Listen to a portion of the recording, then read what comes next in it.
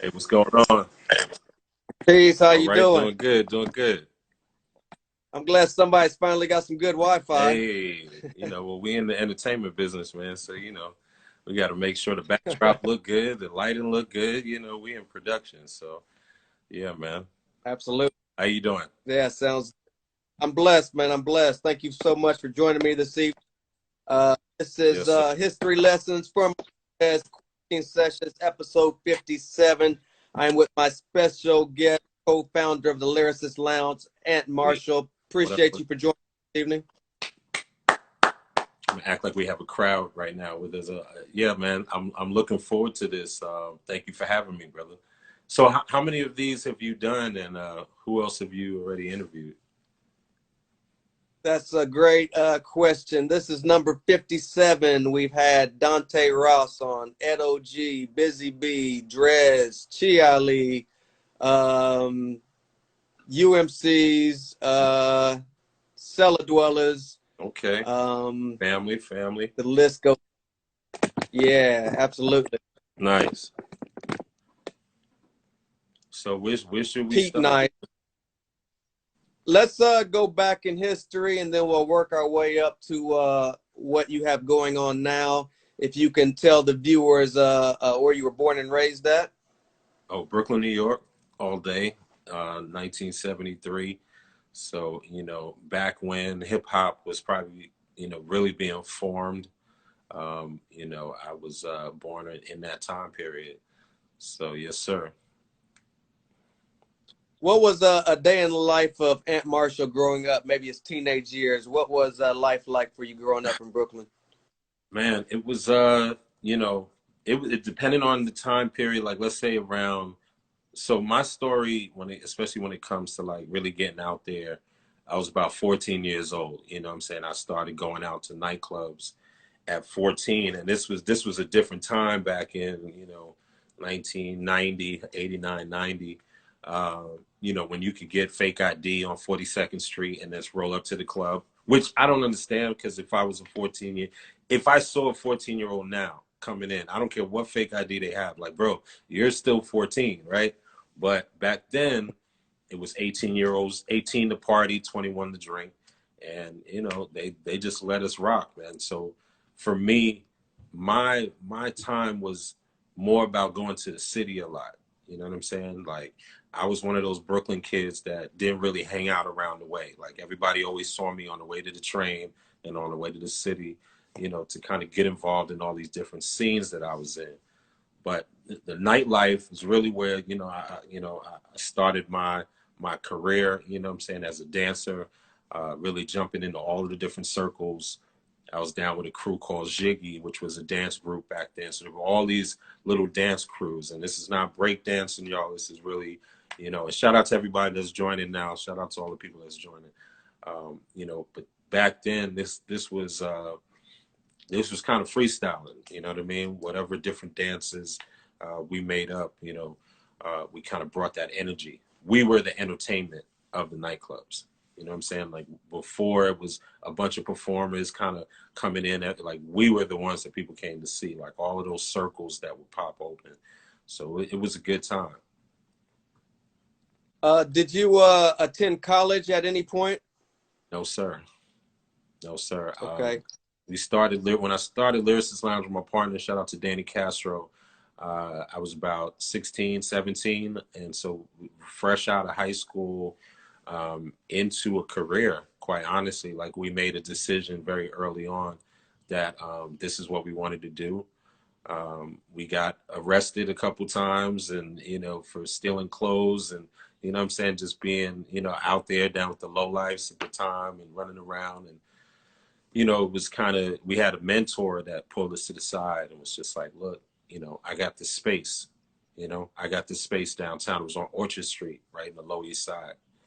It's like, I got this space that I'm not using all the time. If you guys want to use it and invite some young people, I'll invite some music industry people, some folks in the industry, and let's see what happens, and that's what we've stuck to, all this time. Is just really kind of the same format of providing a space for artists, providing a space for the industry you know, there's so many people behind this, you know, behind the boards that are not necessarily the artists, you know, but are still talent. So the A&Rs and, you know, we created a community, man, over at a period where it was not, you know, it was not easy.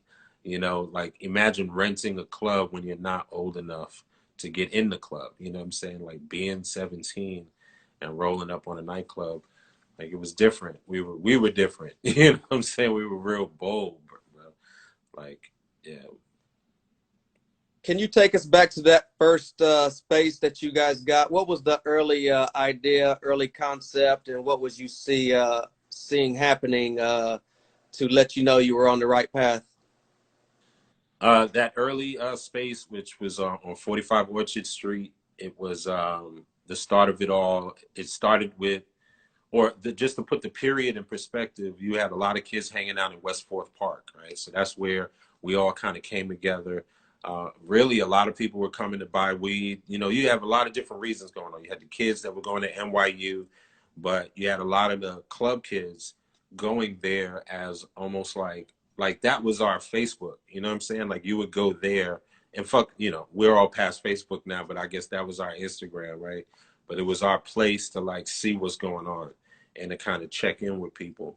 Um, and so that was going on, but it was also at a time where Giuliani started kind of bringing out this whole quality of life, and so the cops started coming out, started harassing people for being out there with ciphers.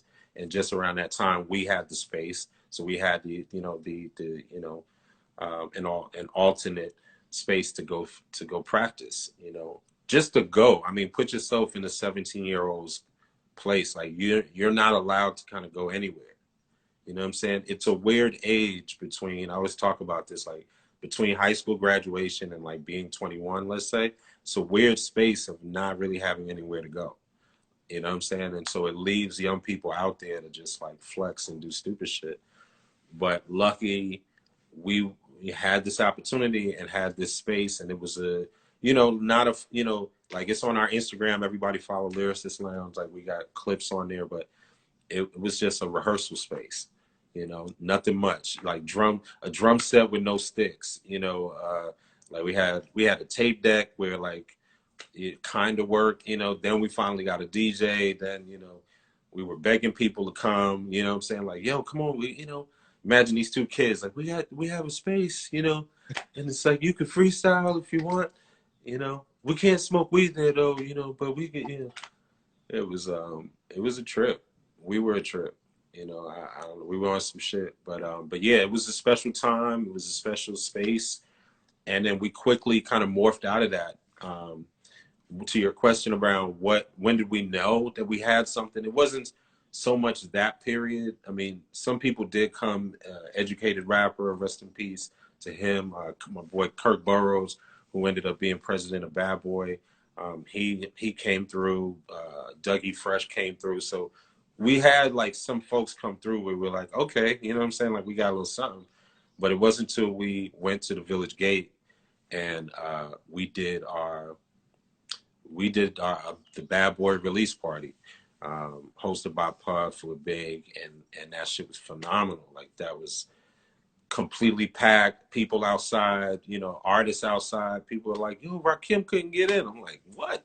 Like I wish somebody told me he was even here, you know. Like it was even Dante Ross, I remember like getting a call from him, and I was really young and shit, and he was like, put me on the list. And I'm like, excuse me, sir, like we don't have a list, you know.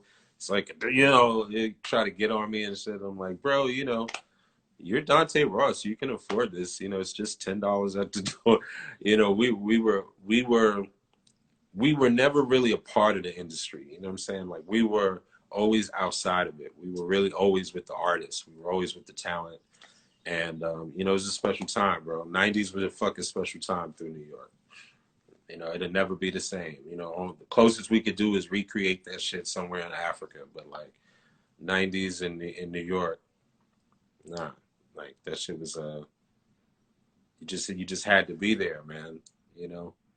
Like, I mean, it was wild, you know what I'm saying? Like, let me talk about that. It wasn't all beautiful and Right. opportunity, right? Like people were Decepticons were out slashing motherfuckers and walking around with people walking around with little mini hammers and shit, and mallets and box cutters, and like, you know, people were crazy. I was going to high school, leaving at the end of, you know, 3 o'clock comes, you're on your way home.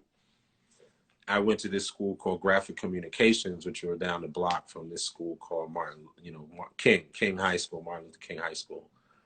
And there was, I don't know, a war between the schools or whatever was going on. But every day, bro, it was, you just never knew what the fuck was going to happen. You know what I'm saying? But somebody was always getting sliced, stabbed, cut, robbed, you know, beat up, you know.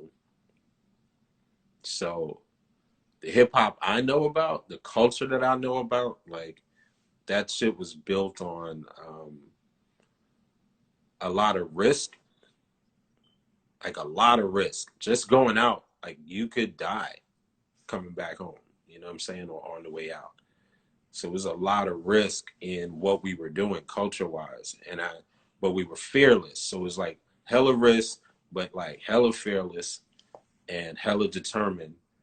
And then a few kind of like, you know, examples of like people who made it, you know what I'm saying? Where you could like, oh shit, you know, oh, you know, it wasn't like music industry. It was like the giants, you know, and then we were a bunch of like kids with backpacks and like, it was a world, bro. So you did the party with Big and Sean Combs. Were you out of the apartment space at this time? Yes, sir. Yes, sir. At that point, so that was 93. We started in 91. 91, we were 45 Orchard Street. 92, we were, and I'll just take you through the years. Like 92, we were at the spot called The Muse. And that's where we had like Foxy Brown at 14 years old. And Mos Def was hosting that show that night. I went to high school with Mos and Big L and this other school, Julia Richmond High School in New York. So a lot of these folks were already homies and in the circle. 93 is when we went to Village Gate, which is now called Life or something. I'm big on club names. It's like a whole history behind them. These nightclubs are like legendary, you know? Like when you trace back who else was at the Village Gate, it's like it goes deep beyond hip hop. You know, it's a jazz legendary club. But yeah, that's where we did. First, we did one with Dougie Fresh, and we had Mobb Deep. They were like 16, 17. Fat Joe showed up. Adolf the Assassin, now known as Aguilar. The Bush Babies, Cellar Dwellers. So that whole clique was around that time. That's all day one, like early alumni, you know. All those names I said. Shout out to all of them. But yeah, that next show we did at the Village Gate with Puff, that just took us overboard. And then from there, we kind of like got all around throughout New York, but the classic, you know, anywhere between 93 and 96, some of the classic shows were, we brought, you know, Eminem out into New York, you know, back in 97, you know, this one classic night hosted by Fat Joe, performances by Big Pun, MOP, Fatal Hussein. It was our most hardcore night that we've ever done. You know what I'm saying? Between the Bronx and Brooklyn, not just Brooklyn, but fucking, you know what I'm saying? Like, fucking East New York. You know, it was a lot. It was a lot. It was a lot of action in the house. No girls. You know what I'm saying? It was like, you know, 3% women standing by the exit just in case, with like some hardcore shit going. Like, we'll footage soon, so a lot of people you'll see the footage soon when we release it. But so that was a classic night. Eminem at the time was rolling with a group called the Outsiders. And so I'm gonna drop a lot of history tonight because this is history lessons. So like I'm straight up gonna give a lot of details. If y'all don't like details, don't watch. If y'all Absolutely. do, share it with your friends. Because what'd you say? We Okay, we cool. love No, I'm because details. the details are important, man. We ain't just get here all of a sudden. You know, this shit is hard work.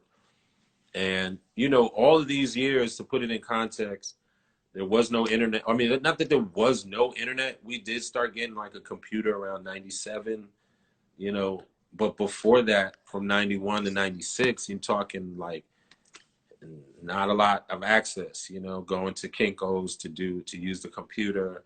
I used to work at Kinko's, you know what I'm saying, G'ing off on free flyers on the late shift, and that's how we funded a lot of our promotions, just like G'ing off on situations. You got to do what you got to do. But it was it was a lot going on at that point. We sometime around then, 95, 96, 97, we met Mark Echo from Echo Unlimited. And it was an ill story of going to Maddie C's office at the Source, who was running Unsigned Hype. So Maddie C at the Source for Unsigned Hype introduced us to a lot of different people. Well, especially Mobb Deep, Big and Puff, that whole Bad Boy circle. And then also, and did he actually, he helped to connect the dots. Kirk was already in the circle, but yeah, he's just like a real connector for us, and he's helped to plug us in. So we're at his office. Long story short, I look on this wall. There's a fax on this wall, and if all y'all are too young to know what the fuck a fax is, it's a fucking stupid ass machine that sits on your fucking desk. And people put paper in something, and it goes, and it scans it, and then it ends up. You never know how old someone is watching. It could be 8, but so I see this fax on this dude's wall, right, and it's of a drawing. I'm like, yo, that drawing is fucking dope. You know what I mean? And I look at the number at the bottom of the fax, go back to our office and write a note on another piece of paper. Yo, what's up? I like your art. We do this thing called Lyricist Lounge. We need an artist to do our flyers. Hit us up, right? Phone number at the office. Get the call. It's Mark Echo. We're like, yo, come down. Let's meet. And that's really how it started. At that point, he started doing banners for us and, a bunch of shit. And then we started, he launched his clothing line. We did the Underground Airplay tape. First, he did it. He did it. He realized that shit is not a joke to put an album together. Then he did half. We did half. Then he was like, look, y'all go ahead. Just like, let's do a deal where y'all do all of them. And that was a big launch for his clothing company because we were already very popular, And so, and remember, hip hop at that point, it wasn't kumbaya, you know what I'm saying? Like it was not all encompassing. Like to a certain degree it was, but then it really wasn't. It was like, yo, white boy, who you down with? You know what I'm saying? Like, where's your pass, Or, yeah. So it was an interesting relationship of him being able to, I don't think he realized it, but I think being able to appreciate the value that we had as a hip hop brand, and also kind of entering in the hip hop market. So that was a good friendship, a good partnership. And yeah, man, before I keep going and going, please let me know if you have more questions, because I could keep going. I got 20, 29, 30 years of history yeah, over here,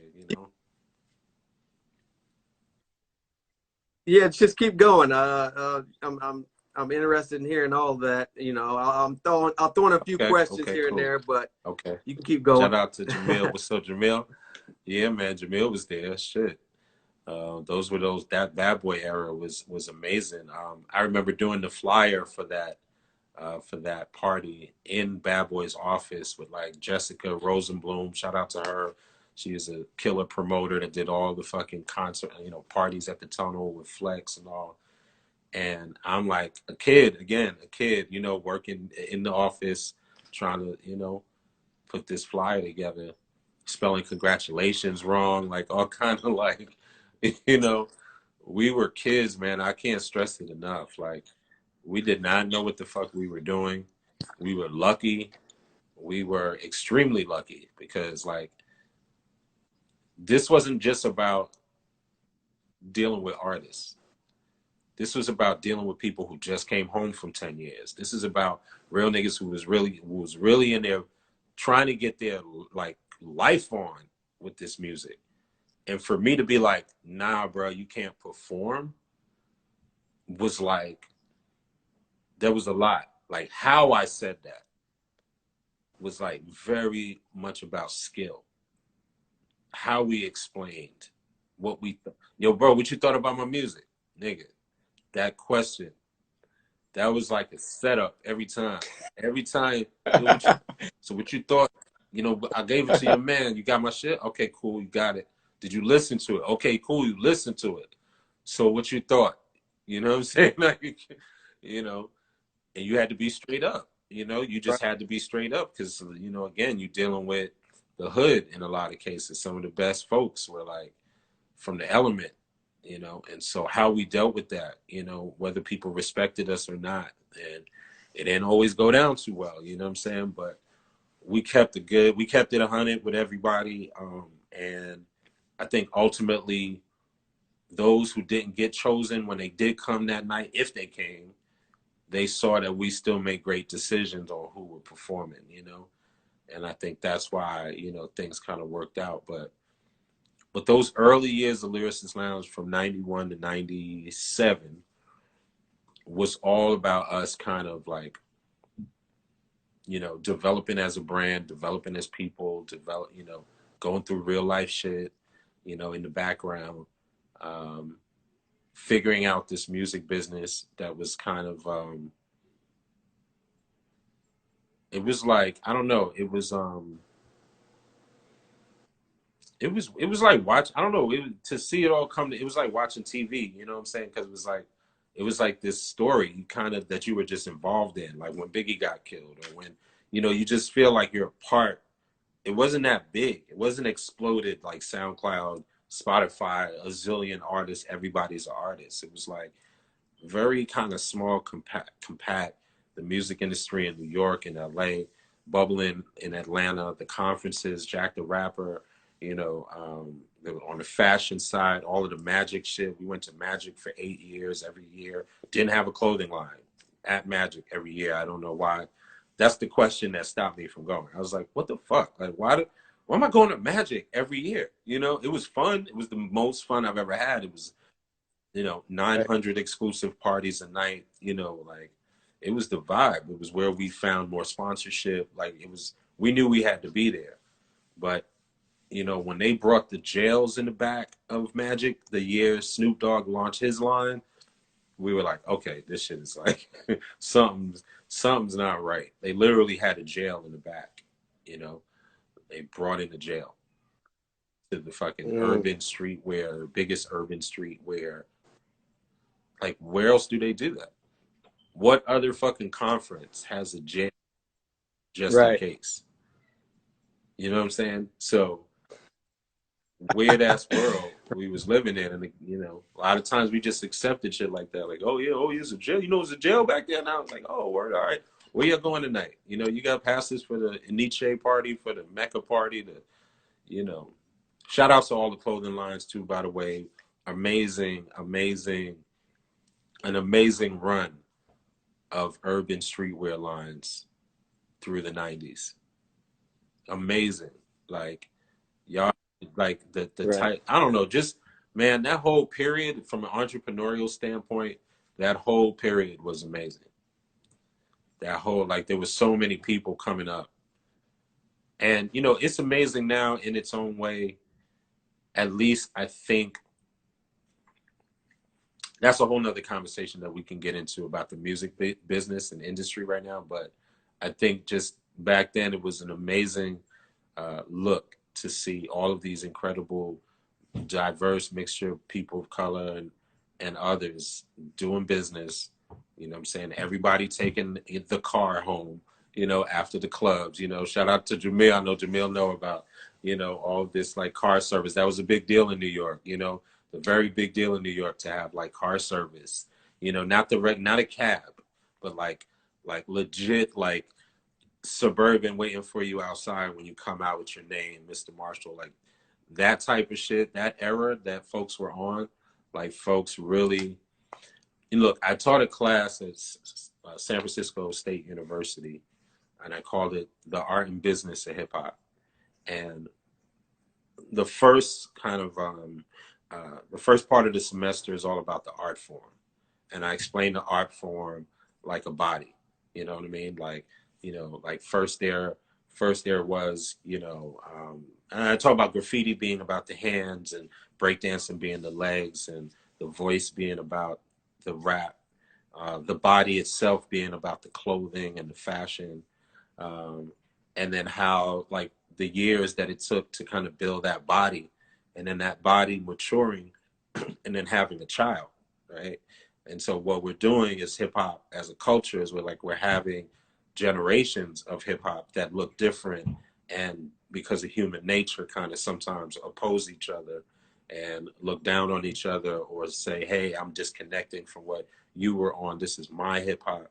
And it's difficult for a lot of people to grow old with that. To grow old seeing that what we had as hip hop is different.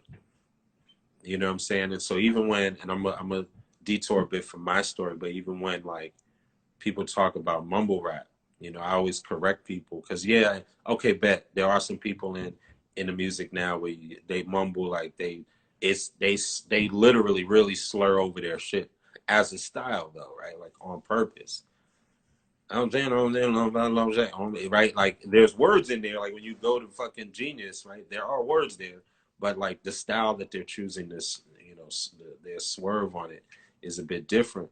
The other part is you're talking about a lot of Southerners who have draws. You know what I'm saying? So even though you don't understand them, their grandmother understands them, right? So that's actually that's a culture difference. And so you up top in New York, like, oh, all these mumble rappers, you just generalizing a whole culture of things, just like, oh, that's that backpacker shit. You know what I'm saying? You generalize it, or oh, that's that hood shit. Like, it's all your cousins, bro. Like, you got wild cousins, you got southern cousins, you got all kind of shit. And ultimately, don't become your parents. You know what I'm saying? Like, just accept shit. They said the same shit. That's not real music. You don't know what real music is, boy, when you're blah blah blah blah blah. Now we in our 40s, like, oh, y'all don't know about real hip hop. Y'all shit is too violent. Y'all got too much drug shit in y'all shit. How much drug references we got through our hip hop generation? How many gun references we got?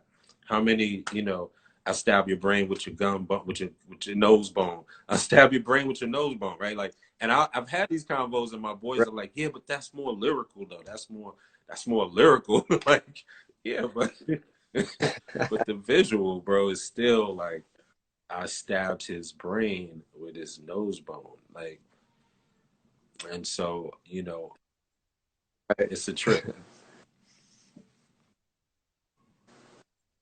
Yeah.